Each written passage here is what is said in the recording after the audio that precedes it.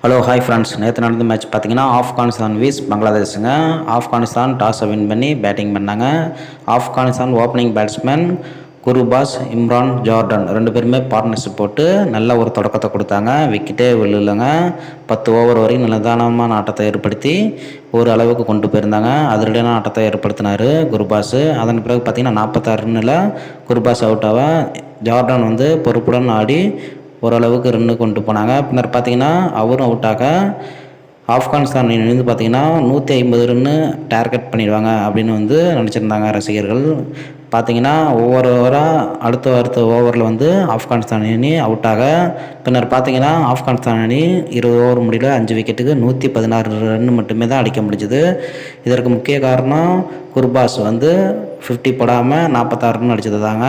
அதை தொடர்ந்து வந்து மற்ற வீரர்கள்லாம் யாருமே பெர்ஃபார்மன்ஸ் பண்ணல. ஸோ பார்த்திங்கன்னா 117 ரன்னு வெற்றி என்ற இலக்குடன் ஆட ஆரம்பித்த பங்களாதேஷ் ஓப்பனிங் பேட்ஸ்மேன் நிதானமான ஆட்டத்தை ஏற்படுத்துவாங்க பார்த்தா விக்கெட்டை பறி கொடுத்துட்டாங்க. தொடர்ந்து விக்கெட்டை கொடுத்ததால ஆப்கானிஸ்தான் ரசிகர்கள் வந்து சந்தோஷப்பட்டாங்க. ஏன்னா பார்த்தீங்கன்னா இது வந்து அரையிறுதி நுழைவதற்கான வாய்ப்பு. ஆஸ்திரேலியாவை நம்ம நேற்று அடிச்சிட்டோம் இந்தியா. அதனால் பார்த்திங்கன்னா பங்களாதேஷ் தோற்றுட்டாங்கன்னா ஆப்கானிஸ்தான் ஜெயிச்சு அரையிறுதிக்கு போயிடுவாங்க. இது வரலாற்று சாதனையாக இருக்கும் அப்படின்னு வந்து மற்ற ரசிகர்கள்லாம் ஆர்வத்துடன் பார்த்தாங்க. பரபரப்பான மேட்ச் நடந்ததுங்க. பங்களாதேஷ் பொறுத்த வரைக்கும் பார்த்திங்கன்னா லிட்டன் தாஸ் வந்து அரசியல் தான் அடித்தார். கடைசி வரைக்கும் நின்னார், நாட் அவுட் பேட்ஸ்மேன். ஆப்கானிஸ்தான் வெற்றி பெறுவதற்கு முக்கிய காரணம் வந்து பார்த்திங்கன்னா பவுலர் தாங்க. ஸ்பின்னில் வந்து பார்த்திங்கன்னா ரஷித் கான் 4 விக்கெட்டு, நவீன் வந்து பார்த்திங்கன்னா 2 விக்கெட்டு, குல்பீதின் 1 விக்கெட்டு. ஸோ பார்த்திங்கன்னா ஆப்கானிஸ்தான் வந்து கடைசி நிமிடத்தில் வந்து திக்கு போட்டியாக அமைஞ்சிருச்சு. யார் வின் பண்ணுவாங்க அப்படிங்கிறது வந்து சந்தேகக்குறியாக இருந்ததுங்க.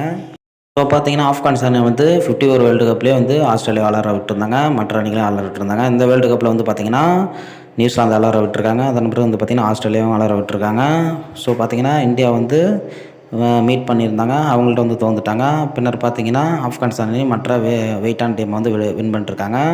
வின் பண்ணுறதுக்கு முக்கிய காரணம் வந்து பார்த்திங்கன்னா ரஷீத் கானோட நல்ல பர்ஃபார்மன்ஸ், கேப்டன்சி தாங்க. அவரோட பவுலிங்கு மற்ற வீரர்களுக்கு பவுலிங் கொடுத்து விக்கெட் எடுக்கிறாரு. ஸோ பார்த்திங்கன்னா ஜனதன் ட்ராட் கோச் என்ன சொல்லியிருக்காருன்னா, எங்கள் அணி வந்து 2 டீமை வந்து பலமான டீமை வீழ்த்திருக்கு. ஃபைனல் வரைக்கும் நாங்கள் போய் ஜெயிப்போம், எந்த டீம் வந்தாலும் நாங்கள் ப்ரெஷர் கொடுப்போம், ஜெயிக்கிறது கன்ஃபார்ம் அப்படின்னு வந்து சொல்லியிருக்காரு. ஸோ உங்களுக்கு கருத்துன்னு கமெண்ட்லாம் கீழே சொல்லுங்கள். மறக்காமல் இந்த சேனலை சப்ஸ்கிரைப் பண்ணுங்கள்.